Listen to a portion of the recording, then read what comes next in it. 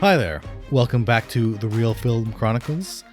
This is episode 15, wherein we talk about Werewolves Within. As always, I'm Nathan. My name is Brian, and I am looking forward to talking about a werewolf movie. I feel like werewolf movies have been on the radar for quite a while, and maybe before we get into the discussion, we could just name drop a few of our favorite werewolf films. How do you feel about that? I feel good. For some reason, I have always associated you specifically with werewolves and wolves. I'm going to go back to like some university residence days here, where I think we were probably talking about, you know, what tattoo are you going to get? And I feel like you basically were pretty consistent over the years in saying, I'm going to get a wolf tattoo, essentially. Like you would say, go for a wolf tattoo. Yeah, so actually I am, for my 40th birthday, I think I'm going to finally get my werewolf tattoo. But yeah, I've always loved... A werewolf tattoo or just a wolf tattoo? Werewolf specifically. I've always had a fascination with the idea of metamorphosis.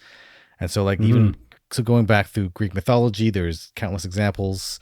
You look through obviously the werewolf mythos, but then you have things like in literature like Dr. Jekyll and Mr. Hyde, all the way up through to, you know, kind of modern day mythology. We look at like the Incredible Hulk. But I've always been kind of obsessed with this idea of like physical metamorphosis, but like, you know, what that means on a metaphorical level, like, you know, like what that metamorphosis represents and what it represents in different contexts, right? So yeah, so werewolves have always held a special kind of fascination for me, for sure. That's cool. And I feel like we don't get nearly as many werewolf films. And when we're talking about werewolf, like compared to other supernatural monsters, like vampires specifically, there, you know, Hollywood and popular culture is littered with vampire content, where werewolves don't necessarily get a lot of movies. I don't know about the book world or other fantasy elements, but yeah, I mean, it's always kind of a pleasure to see a werewolf movie out on the horizon in movie form here. And now we have Werewolves Within. Last year, I think the werewolf movie I was looking forward to was The Wolf of Snow Hollow, which was a pretty good movie. I think that movie almost made my top 10 of 2020, but that might have just been because there is a general lack of 2020 films coming out. Potentially. I don't know. You saw that one, right? Yeah, and I don't think I loved it as much as you, but it was a solid. I liked that it was a little bit more offbeat. There was a neat kind of like it had its own kind of sense of humor. And that was like that kind of dark humor, but it was like this offbeat sense of humor. It didn't blow me away, but I enjoyed it. And I liked the little kind of twists it had in the narrative. And the characters had that sort of, they felt like people kind of crashing into each other. So you had this kind of emotional backdrop. But that was a good one, yeah. Is there a werewolf movie or two off the top of your head that like stands above the rest? Yeah, I mean, I think if you talk about werewolf movies, you have to obviously talk about An American Werewolf in London. I mean, that's still kind of like, for people, I don't know if it's people of a certain maybe generation, a certain age, but like An American Werewolf in London is still one of those movies. It's a really special thing. Like in that specific place, in that specific time, it was just like this cool blend of horror and gore and this weird kind of off-kilter humor, which I think tends to kind of blend well to kind of balance things out. Which it wasn't like laugh out loud funny, but American Werewolf in London still, like in terms of like the scare factor, I still to this day, every time I go into a room or a bathroom, I have to check behind like the curtains on the tub, like or the curtains in the room to make sure there's not like a monster hiding there. Because like that one scene in American Werewolf in London, still to this day, that dream sequence of all the things that could haunt me, somebody hiding behind the curtain ready to stab you. Right.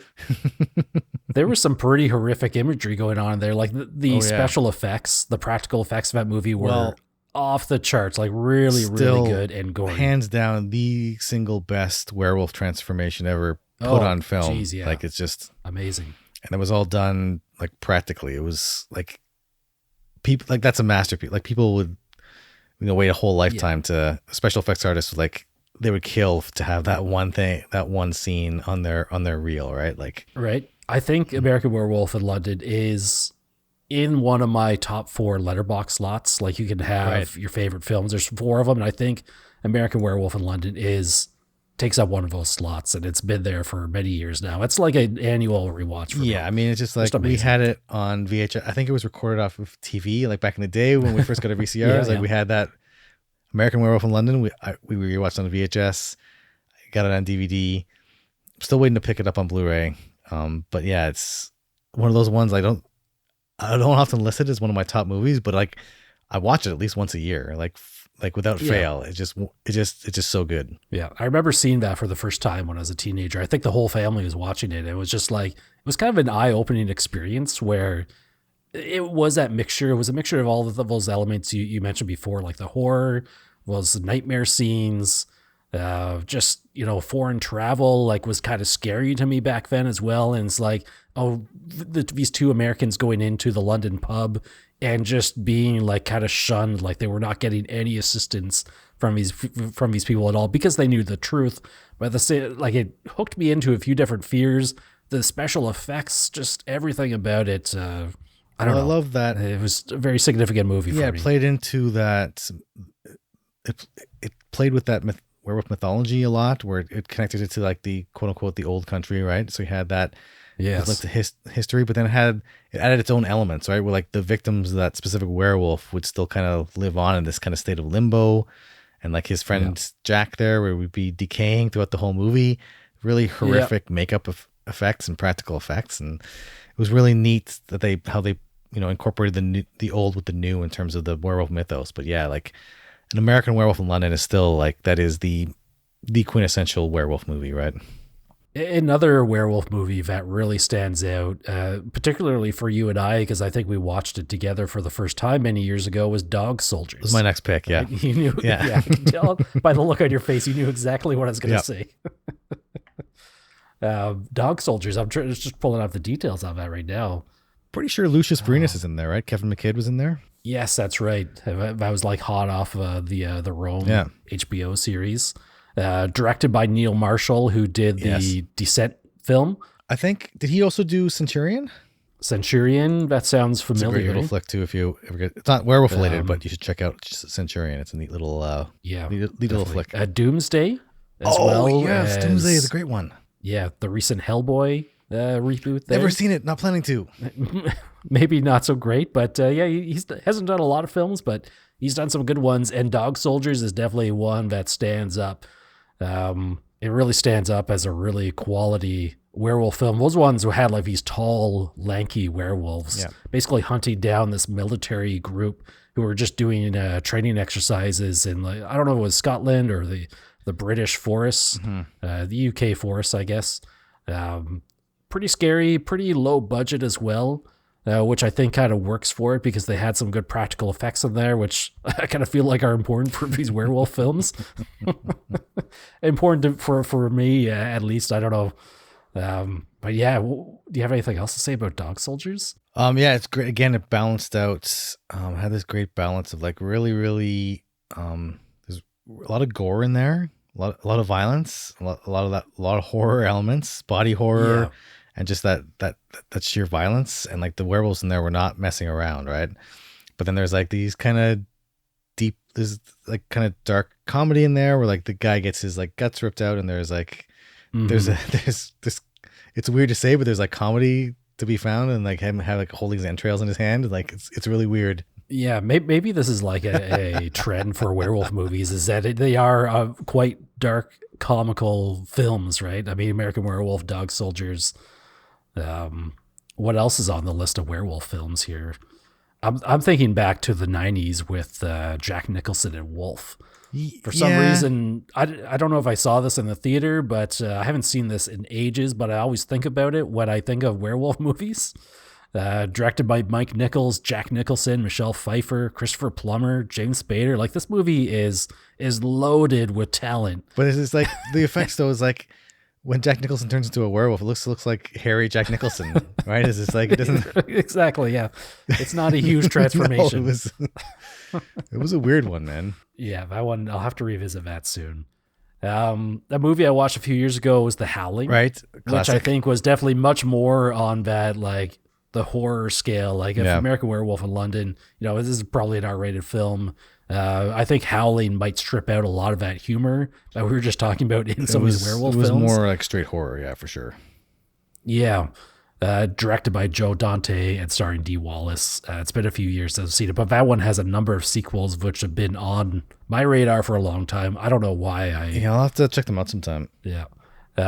Obviously, some of the classics like The Wolfman. I haven't seen any of that stuff, to be honest with you. Lon Chaney. As much as I say, yeah. You gotta understand, like Werewolves of London, man. You got to go back and see what Lon Chaney is all about. 1941. Oh yeah, I should be checking that out. There's a few newer ones here. I think Ginger Snaps was a popular one. Oh geez, and of course, I'm just looking at a list of top 25 werewolf films, and they list What We Do in the Shadows, which is really more of a vampire film, but there is, this fantastic interpretation of these werewolves in that movie as well, and that one is fantastic. Yeah, what else? I mean, I know the Underworld series count as like their vampire / werewolf movies. Like, I don't see why not. And those ones, I mean, definitely maybe more of a modern interpretation of these, supernatural werewolves who are basically awful. I don't know. You recently watched all the Underworld movies? Yeah, I recently watched them all. I think, what was it? Like the special effects were they would get better as they went, but I think, was it the fourth movie that had like the super werewolf? Yeah, and like he was a real beast, like a big guy, huge. And the special effects were like, and that to me was like, that's how I always envisioned a werewolf. I always envisioned the werewolf was like a giant hulking beast. It was like almost like kind of Hulk-esque, whereas like it's almost like you're unleashing the beast from the cage, right? Whereas like it's like a force of nature as opposed to like a vampire. I always imagine them. I always think of them in terms of like superhero traits, but like they're like more refined and more proper and like more elegant, whereas like a werewolf is like, he's not a thinking strategic creature. It's like, no, it's like he's like a tornado or a force of nature. It's like you can aim him at a target, but it's going to destroy everything in its path to get there, right? And I think Underworld kind of like bridged the gap between that type of werewolf and the werewolf that is more controlled. And I think the whole point of the first film there was creating that werewolf vampire hybrid character. And one of the things that has always intrigued me about werewolves is, do they have control of when they change or not? And I think that can be interesting in a movie. It's just like, oh, we can choose to become a werewolf, and they're kind of aware of what they do as a werewolf, as opposed to, which I think is the more classic interpretation, where you hit full moon hits, you're transformed into a werewolf. You have no clue what's going on. Like the human part of you is gone completely until you wake up the next day. Well, it's interesting too, because there are other like ancient stories about like literally like a man who puts on like a wolf's skin and then transforms the werewolf. So there's like a lot of different ways where sometimes it is like, like the mythology is kind of oscillated back and forth between like how much control the individual has over it, right? Thinking Angela Lansbury. Oh, what is the movie called? In the Company of Wolves. Oh, okay. Or The Company of Wolves? In the Company of Wolves? Look it up for me. The Company of Wolves, Yes. If you ever get a chance, watch or pick up The Company of Wolves. It's really cool. It's like, it's not like a full, it's almost like several kind of short werewolf stories, and each of them has a different take on the werewolf fable. It's like, it's a bunch of vignettes, sort of. Yeah, but it's really, really cool. And Angela Lansbury's in there. I don't know why, of all the things that I remember, Angela Lansbury's a thing that kicks it off, but Company of Wolves is really, really cool. And they got, in terms of like werewolf transformations, there's some really cool, gruesome transformations in there too. It's like stomach churning stuff. This is back in. I'm going to add that to my Letterboxd watch list right now. It's really cool. We actually watched that in university in one of our literature classes. We're doing nice.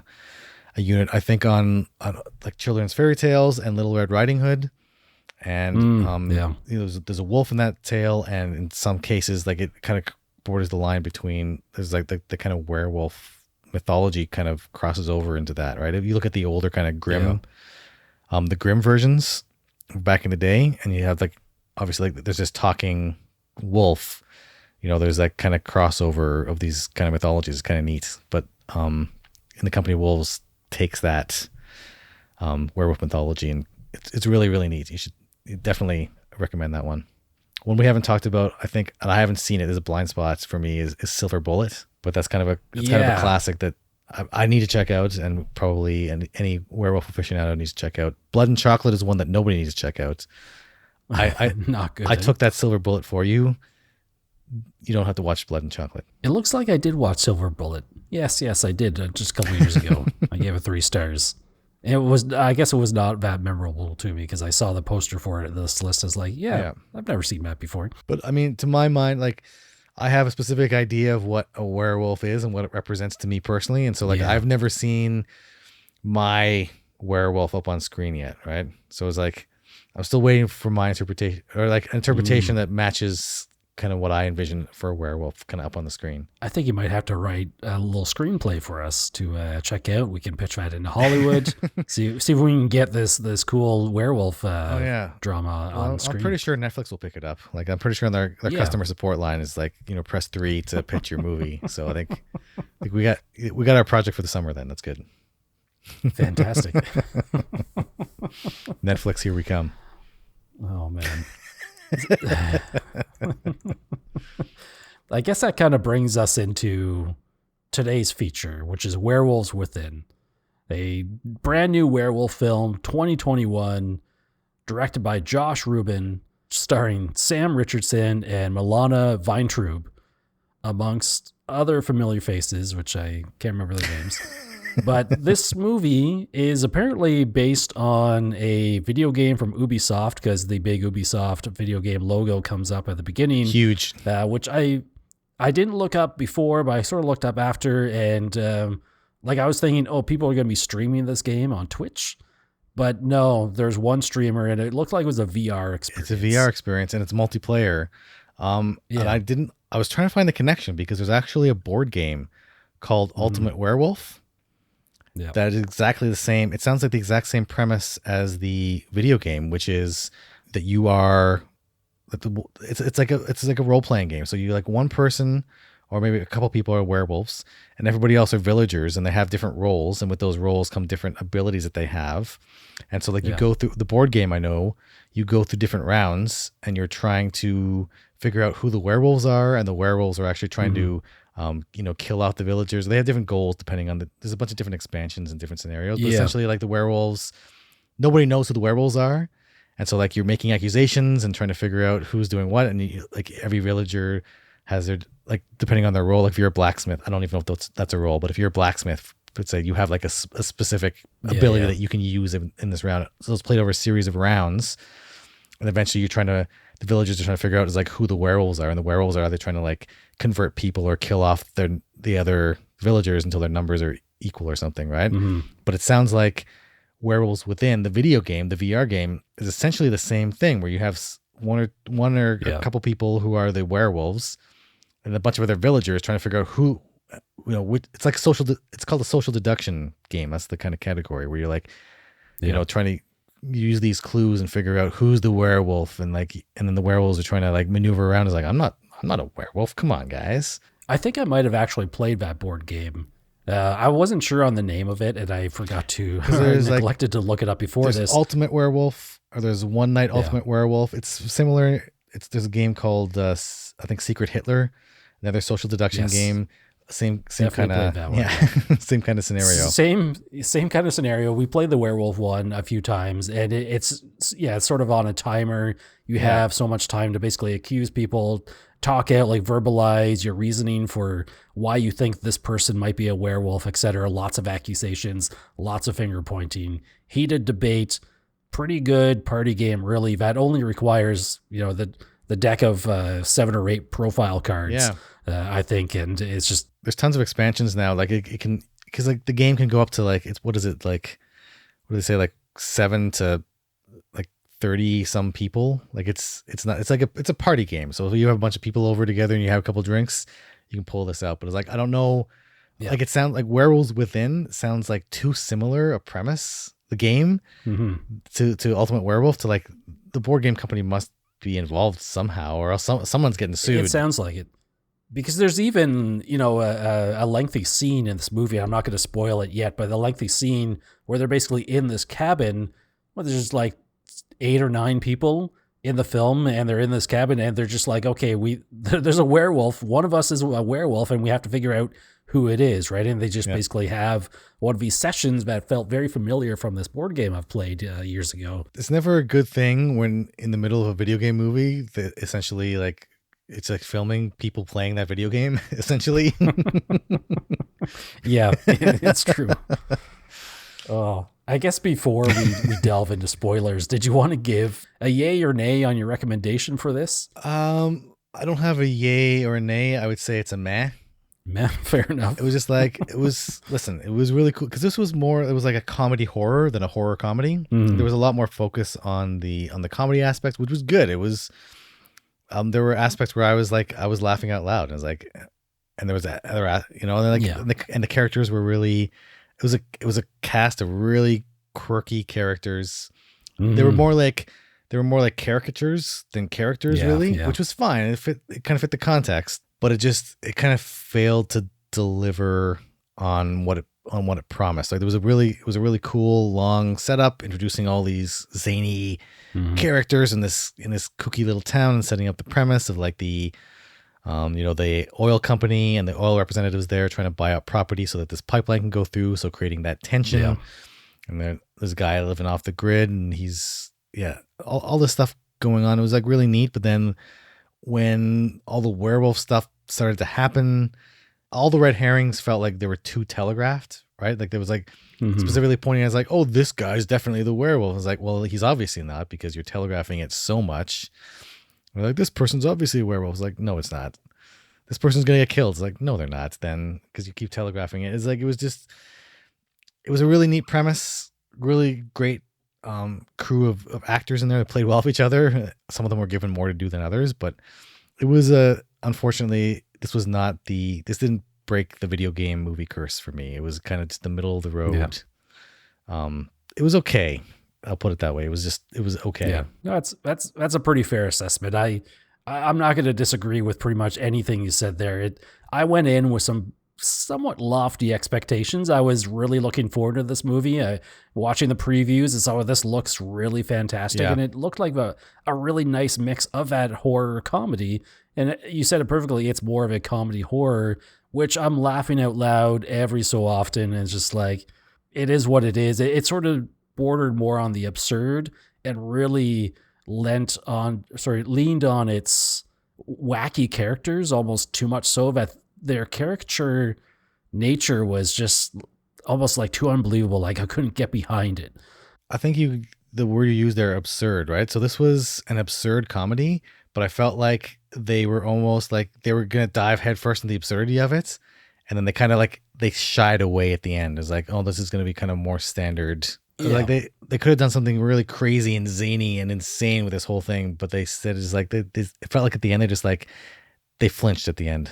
And I've seen a couple reviews after I watched this, where they said it's really like it feels kind of like a supernatural Clue, like a version of Clue the movie, which I do remember fondly. Like the Clue was a good film, but I feel like this one definitely falls a bit short of reaching that level of humor and possibly like dark humor in it, because it's a werewolf movie. It's going to be full of dark humor, right?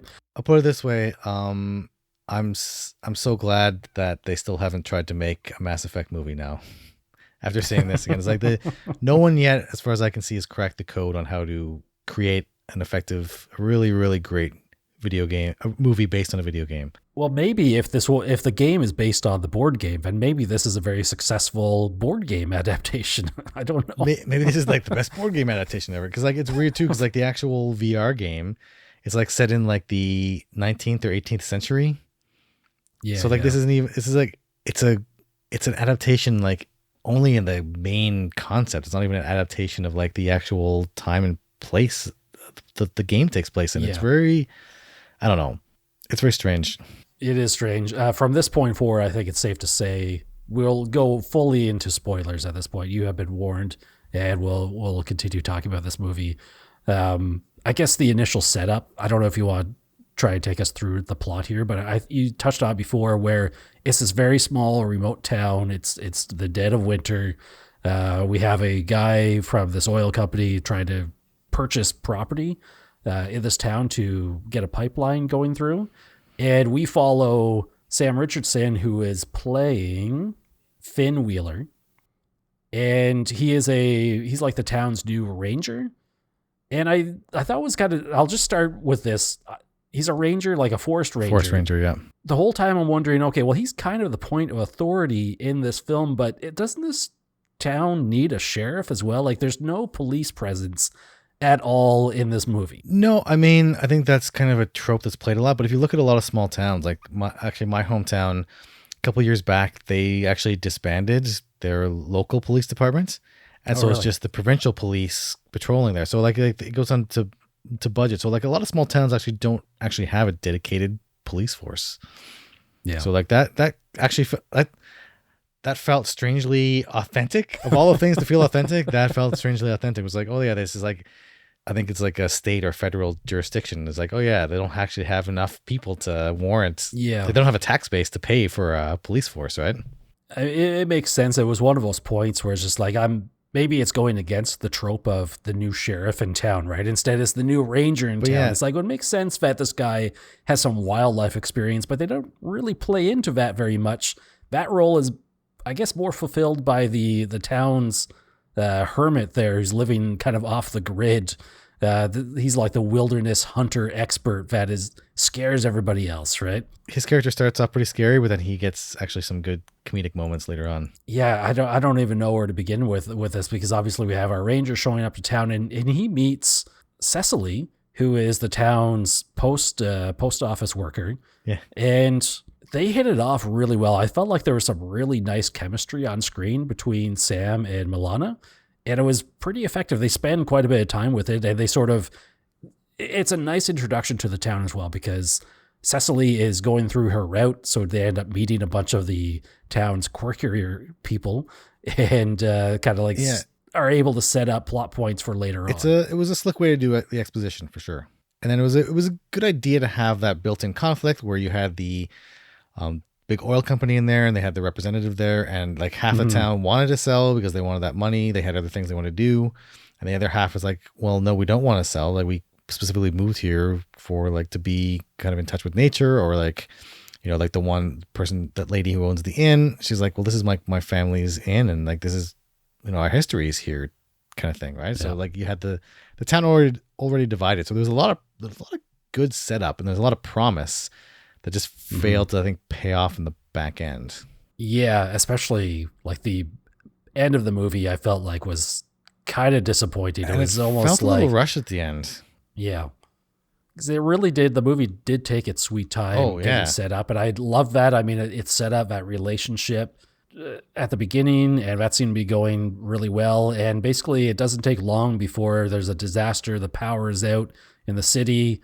They're snowed in because of a little avalanche that takes out the road. So it's like they're in there now. And this also kind of took me out of the movie because, I mean, let's say there's 10 characters here. These are effectively the town people. And there's all these shots of like the rest of the city, like the rest of the town with lots of houses. And I'm thinking, is it just because it's the off season that there's nobody in this town? Like, are these the permanent residents? Where's everybody else? It's just like it's just them. It's just this crew. Yeah. Which is fine. I mean, this is the thing. It's like, they made the same mistake as Suicide Squad in terms of pacing, where it's like there was all this setup. They spent like the first half of the movie setting everything up. Yeah. And it was like the last half was like, well, there's not enough time to go through all the threads that you set up in the first half of this, right? There's just literally not enough time. Through a series of plot contrivances, all these main characters end up stuck at that inn together. Power's out, roads blocked off, of course. And then, like you said, it's like, there's obviously shots of many, many houses. Like, where are all these people? Especially when later on in the movie, when there's, you know, violence and there's gunshots and explosions going off, it's like, it should be mass pandemonium, even if there's only a couple dozen people there. Sure, maybe, but like, I was thinking of it more like if you ever seen the show Northern Exposure, right? It's like, it's not a big town. Yeah. There's like maybe 100 or so residents or something. But it's like if you're gonna show a town and like have nobody there, it's like it's just I don't know. Like you said, it's like takes you out of it a little bit, right? Yeah, and I mean it is what it is. While you're watching the movie, our whole cast is now stuck inside the inn, and they basically distribute their guns so to defend themselves. And in the middle of the night, one of them is attacked by the werewolf. And I mean, assuming it's the werewolf, because at this point, they're really still not 100% sure what it is. It's like, oh, it's an animal, but they've locked themselves into this inn. Yeah. There's no way an animal could get in, so it must be something else. And some of them are in denial about the werewolf. That kind of drama is perfectly fine. And something really strange happens here where the game, I think, takes over, and now they're all in like the lobby of this place. They're all talking to each other and starting to accuse one another and bringing up old dirt on one another. And I think they lock themselves in. They board up the stuff, like the doors and the windows, and they throw away all their guns at that point. Well, because they can't trust themselves to not shoot each other, I guess. There's a funny little beat where Finn, asks if anybody has a gun, and like 90% of the people like pull out a gun. even that kind of that lady who lost her dog there once she pulls like this tiny gun out of her purse. And after a while, like because they start arguing, it's like, okay, like the doors are all locked, animals can't get in. It's like it's just us in here. So like in order not to risk shooting each other, we're gonna put all our guns together in this room, lock that room, and then throw the key away. And so it kind of set up so like it's again, so it's. Because if there were guns involved, then the movie would be over a lot sooner then, right? Pretty quickly, yeah, because the arguments get really heated very quickly, and it's like some of these people just straight up hate one another. Yeah, and the paranoia kicks in, and like you said, I thought it was going to be, I mean, spoilers for another movie here, I thought it was going to be another like, the Wolf of Snow Hollow kind of situation where there wasn't actually a werewolf kind of thing. I was like, oh, that would be like a neat little twist. It was like, yeah, it's like, oh my God, there's werewolves going on. It's like, no, there's no werewolves. It's just like, you guys were just like scared and alone in the middle of the night, and you were telling ghost stories to yourself to try and justify these terrible events. But it would have been kind of a neat little twist. But no, it turns out to be werewolves. And then like, you don't see a whole lot, and for good reason, because it'd be too easy to figure out who the werewolf was then. But like one guy gets his hand mauled, and that's enough to send people. He survives with the werewolf bites off his fingers. Yeah, and then he gets shot. And he's accidentally shot by one of his buddies. As they try to shoot the werewolf, the werewolf gets away, and then he gets shot instead. But like that's enough to send anybody off the deep end. I was like, I wish there were more. And all of a sudden, it's like after that point, it's like everything becomes a roller coaster. It's like, oh, the roads are blocked off. We can't get back to our homes. But then they just walk down in like 5 minutes. They walk down the hill from the inn to their home, and it's like, well, why didn't you? Well, I think it was the road going out of town, which meant they couldn't go get help. Like they couldn't go to their local law enforcement to get more assistance. They also couldn't drive down to their homes. They had to hike down to their homes. Yeah, they all walked home. At one point, I'm not sure why no one drove. Yeah, at one point they all just like, oh, there's a dangerous monster outside. We've seen evidence. It's like, no, we're just gonna start walking alone or in groups of two back to our own houses or wherever. Yeah, it's weird because it's like the movie, instead of everyone starting out alone and getting picked off, they start out together, and then they decide to separate, and at that point they start getting killed. And it's not long before you start seeing people killing one another. It's just like they start revealing, so it's like they're still playing into the idea that maybe there's no werewolf.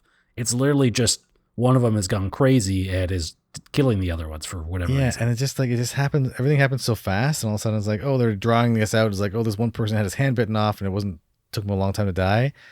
And all of a sudden it's like 5 people die in like the space of a minute, until you're left with like the final couple characters alive. It's like, oh, okay. And that's pretty much Finn, the ranger, and Cecily, the post office lady.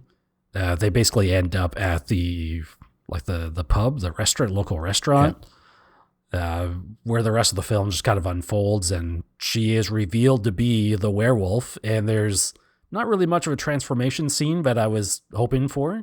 It's much more of like the human wolf hybrid. That's just like, oh, there she is. There's the actress with some makeup on her. Yeah, it was more human than wolf. Yeah, it was just like, it was kind of like the Harry Jack Nicholson situation. And then there's, the battle and the creepy guy in the woods, like I think his name is Marcus.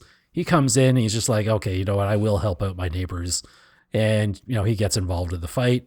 And it just plays out pretty much exactly as you would think it would. It really wasn't that interesting. And the movie just kind of ends at that point. She's kind of dispatched. Yeah, it ends super abruptly. Very abrupt. And it's like, oh, that's kind of it. And they make a joke about one of the other ladies, the innkeeper, making them lunch, like making them a sandwich. And it's like, oh, if she's still alive, maybe she can make us a sandwich. And then she throws the door open. It's like, you can make your own damn sandwich, right? It's like good, like she's taking charge now, because earlier in the film she was a wreck because they just found her husband dead underneath like the deck of the inn, I think. Yeah, and some people actually accuse her of killing him. So yes, yeah, exactly. So it was kind of interesting because like the werewolf had specific motivations on killing people in the town very slowly in order to ration out her food over the course of the winter. And like she killed the innkeeper's husband and stashed him under the deck, basically so that he'd be frozen and she'd be able to go dig him up later and have a meal, right? Yeah, and then we find out that she's actually been planting clues and helping misdirect people and build that paranoia for reasons. Like, I don't understand why, as a werewolf, I think that must come from the game, right? It's just like, oh, you want to plant those clues, you want to plant doubt in other people's minds, and it's just that comes through from the game into the movie. But it's like, for the movie, I don't really feel like it was that effective. That she was pitting people against one another. Yeah, I mean, it's already established like that she's got supernatural strength and speed. Like, she's got claws in the teeth, and like she can kill people pretty easily. So she doesn't need to turn them against each other. She can just pick them off one by one. Yeah, it didn't make sense in the course of the movie, and it was like, yeah, just the whole last like 15 minutes or so just felt super rushed. Then the movie just kind of ends, and it was like, there was so much promise. Like, the trailers made it look so good, and there was like a lot of setup, and like the main characters there, Finn, like he was a really good character. It wasn't like the, you know, standard kind of macho dude coming in. He was like, I don't know, it was like, well, he was very sympathetic. He was really charismatic. Yeah,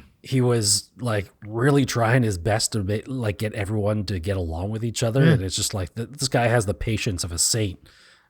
His character, like Sam Richardson, does this guy so well. Oh, yeah. And Sam Richardson, we saw him in last week. We talked about the Tomorrow War, where he was kind of the comic relief. Was that him? To Chris Pratt there. Yeah, that was him. Oh, nice. Horribly underutilized. He was in the Tomorrow War as his comic relief. Great character. Part of the issue in the Tomorrow War is they just disappeared. Ejected him from the movie for about an hour and a half. He just disappears and then comes back near the end. It was just like, oh, that's strange. But it's like, oh, this guy, I'm interested in more of the movies that Sam does. Oh, yeah, for sure. In the future here. Like, he seems to be a really good actor. And his chemistry with Milana, who plays Cecily, is really good. Like, I thought that was pretty good. The other characters felt more of those caricatures, like you said. But, I mean, I was really trying to enjoy this movie as it went along, and I found myself getting more disappointed, especially near the end. And I'm thinking, oh, okay, this isn't the film that I needed it to be. I was hoping for more, and maybe that's my own fault for having lofty expectations. Yeah, do something like make everybody the werewolf. It's like here's a twist. Maybe have multiple werewolves. Yeah, it's like, because that's possible. And all of a sudden it's like, yeah, you're on my turf. It's like, yeah, come on. But do something different, or go like, you're gonna go absurd, go full absurd, make it aliens then or something. I don't know, like do something nuts. I don't know. I think I really wanted to see like a big transformation. It's like, I don't necessarily watch a lot of werewolf movies, but what I do, I want to see. Like that was bonkers, gory. This movie did not really shy away from the gore as well, so it felt a little odd that there wasn't a gory transformation scene or some kind of transformation scene. I mean, there's some stuff in some of the Underworld sequels that were better than this. Like, yeah, exactly. And it's like, oh, maybe that's just the low budget of this film coming through. Maybe, but it's just like, I was like waiting for this big final finale, and it's like, you're not gonna get that. Access denied. Brutal. Access denied on this film, really. No stairway. Denied. It's a Wayne's World quote. I don't know are we at like ratings already for this film? Like, did you want to give your rating on this? That never sounds good. Yeah, want me to give my rating? What you want me to give my rating on this movie? You're killing me with the anticipation. I need to hear this rating, man.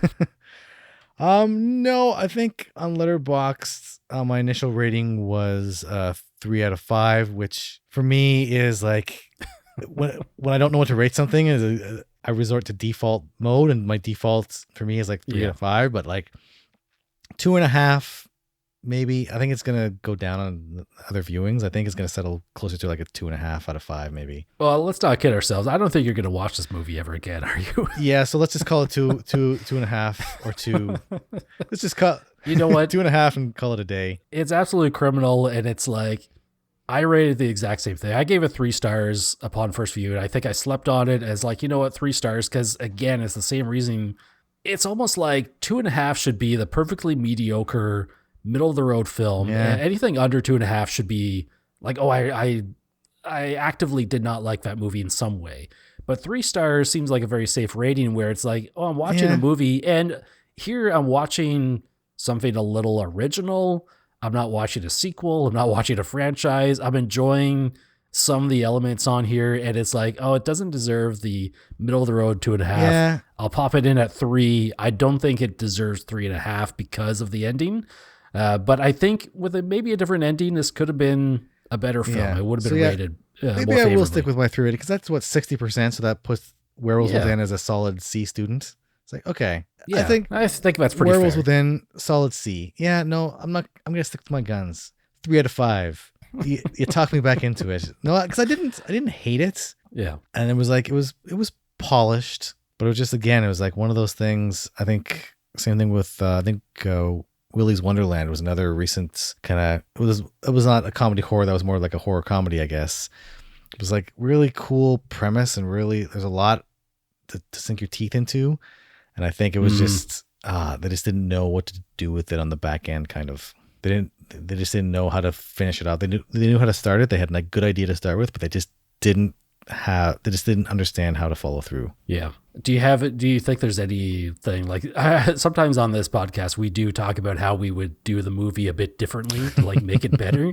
I'm honestly drawing a blank here. This is not up my alley for playing screenwriter here. I'm not sure if you have any ideas how they could have made things better in the long run. I mean, I would have played up that paranoia a bit more and have that like cut back on the build up a bit, right? It's okay, like have your plot contrivances, get them all together, but spend time in that cabin and really make this like a paranoid thriller, and really have like see these people like psychologically how they're kind of breaking down, and have like, you know, the real monster was within us the whole time kind of thing, right? Like, yeah. Or go and then have like, yeah, like have it be like they were setting up as one of the red herrings was like Finn, who's a super nice guy, and it's like he's afraid of, like, he's not a big violent person, right? He does not good with violence, and like be kind of cool is like, oh, make him the werewolf. Was like, you know, I find it really hard to kill people, but I find it easier to like manipulate them to kill themselves. It's like would fit with his character better. That'd be interesting. Be an interesting kind of character. It was like this, almost like this timid werewolf, right? It's like you expected to be the giant monster who kills people. It's like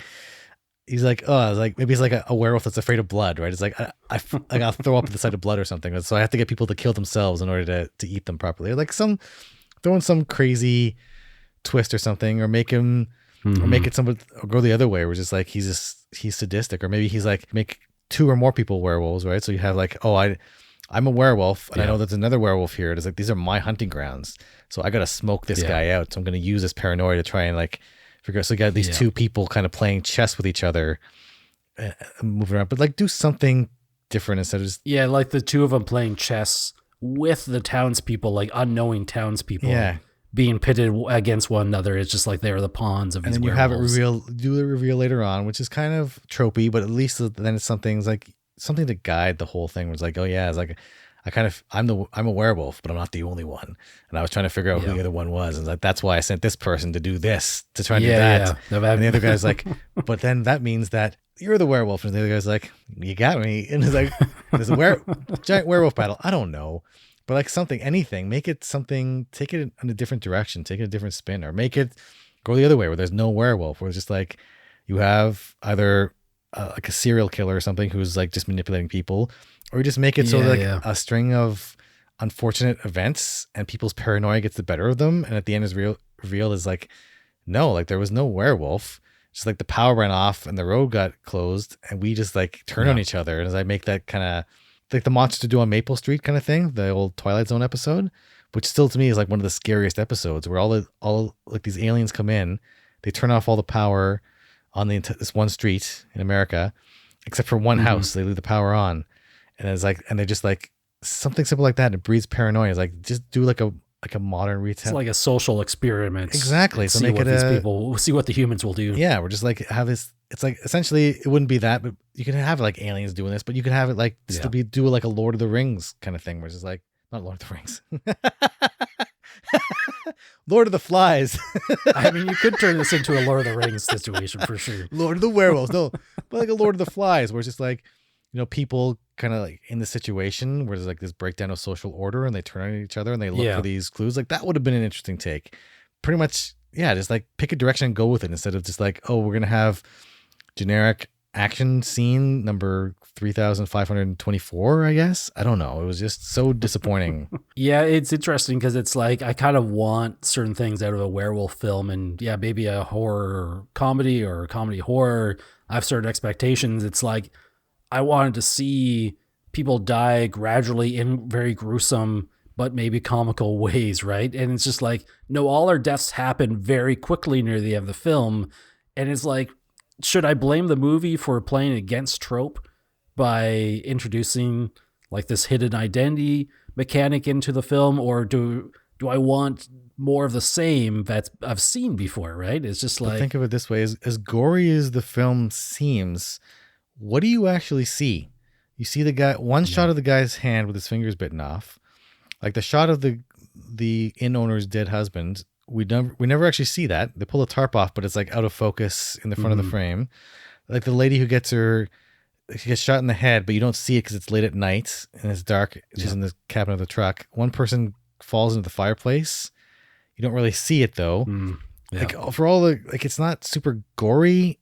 Like the humor after a while is like they don't play hardcore into the humor after a while. So it's just like the whole thing by the end is kind of, it just falls flat. It doesn't fail miserably. It was a perfectly fine ending to a perfectly fine movie, but it wasn't anything special. There's nothing to elevate this. And I'm not saying it has to be Shakespeare, but you take it like, I don't know. I hate coming back to the Evil Dead all the time, but in this case, an American Werewolf in London, right? It's like it had it established its tone, clearly establish its setting and its characters, and it didn't make some big social statement. It doesn't have to make a big social statement, but it was like clear, like here's the mythology, here's exactly how everything works. Clearly established characters, setting, clearly established themes, clearly established mythology, and you go hardcore. It's like if you're gonna promise gore, go with gore. If you're gonna promise comedy, then go with comedy, right? Like you can't have things both ways,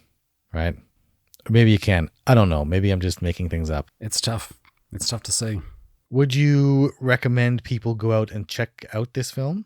As I slowly talk in halted sentences. Just to give me some time to think about Would you recommend that people go see this film, Brian? I mean, it's it's a tough one, because I think if you go in with the right expectations, it can be an enjoyable film. I think there are some good elements out of it. I mean, obviously, 3 out of 5 isn't that bad. I mean, this is not like a 2-star film, especially the first half, even the first 3 quarters is really interesting. And I think there's some good acting going on here, some good on-screen chemistry that's worth watching. And just the quirky characters. I mean, there may be caricatures, but it's still a mix that I was following along with. The movie basically lost me in the last part. And I think if you go in kind of knowing that, you can have a good time. I mean, to be fair, this movie is, I think it's at 97 minutes long. It's not going to overstay its welcome. That's for sure. Like, you're not going to get really bored with this film. This is a good movie. I don't know. It's a few dollars to rent it digitally right now, I think. That's not a bad few dollars to spend on a comedy horror film about werewolves. Yeah, I mean, if you're not spending too much, I'd say check it out.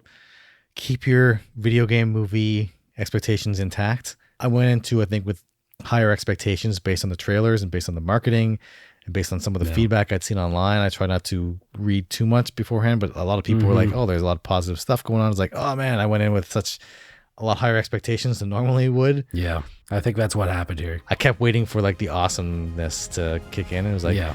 no, it's a fine movie. Check it out, but don't expect your world to get changed. Yeah, that's pretty fair. And that's a wrap on another episode of the Real Film Chronicles. Thank you so much for listening and hanging out with us today. We're having a great time putting these together and love sharing these episodes with you. We can be found on a few platforms, including Facebook, Twitter, and Letterboxd, all of which are linked in the show notes. You can also reach us by email, and of course, you can find our website at realfilmchronicles.com. Until next time, take care of yourselves and others, and keep that film journey going.